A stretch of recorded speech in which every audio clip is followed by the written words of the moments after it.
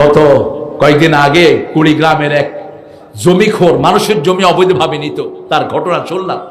মৃত্যুর পরে তার জিহ্বা বেরিয়ে গেছে এরকম 1.5 হাত, জিহ্বা পুরা বের হওয়া।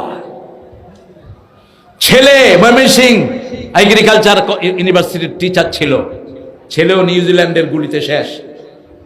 বাপের জিহ্বা ভিতরে ঢুকানোর বহু চেষ্টা করা হয়েছে, ভিতরে ঢুকে নেই। যে এক ভাইয়ের উপরে আক্রমণ আসলে আরেক ভাই মিষ্টি বিতরণ করে, কথা বুঝতে পারছেন? একজনের উপরে যদি কোনো পরীক্ষা আসে বা বিপদ আপদ আসে, দেখবেন আরেকজন মিষ্টি বিতরণ করছে। এ আপনার ভাই না যে মিষ্টি বিতরণ করছে, এ মূলত শয়তানের চালা।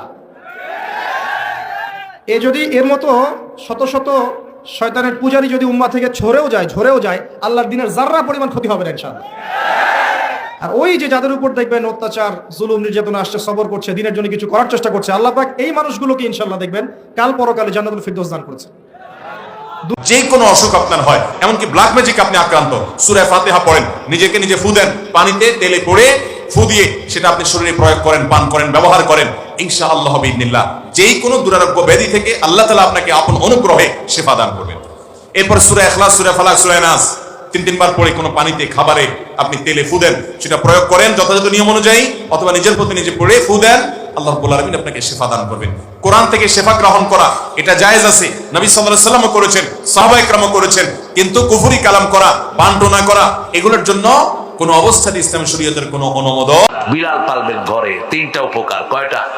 যে ঘরে বিড়াল পালবেন ওই ঘরে জিন ঢুকে না।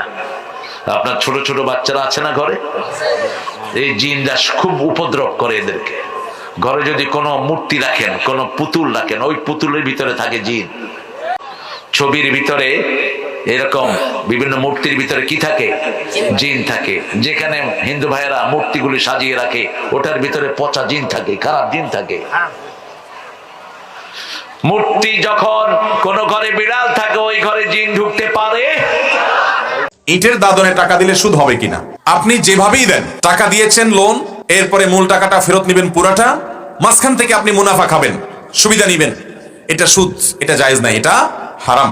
অতএব এই হারাম কাজটা আপনি যেভাবেই করেন, দোকান নিয়েছেন কিস্তিতে, প্লট নিয়েছেন কিস্তিতে, সেই কিস্তিটা যদি হয় ওই যে সুদের কিস্তি, আপনি ব্যাংক থেকে নিয়েছেন 20 লাখ, 50 লাখ, 30 লাখ টাকা, আপনি তো এই টাকা দিয়ে যে মালামাল কিনেছেন, টাকাটা তো ফেরত দিবেন, কিস্তিতে অতিরিক্ত আপনাকে টাকা দিতে হবে। নিয়েছেন 30 লাখ, দিতে হবে 40 লাখ, তো এটা সুদ হবে। আর যদি এমন ভাবে নেন যে আপনি দোকান নিয়েছেন, কিনেছেন দোকানদারের কাছ থেকে 30 লাখ টাকা, দোকানের মালিক কাছ থেকে কিনেছেন, এটার বাজারের দাম আছে 25 লাখ, যেহেতু কিস্তিতে কিনেছেন, তার কাছ থেকেই নিয়েছেন, আপনার কাছ থেকে 5 লাখ তিনি বাড়িয়ে নিচ্ছেন এবং এটা 30টা কিস্তি করে দিয়েছেন, কথার কথা, কোনো অসুবিধা নেই।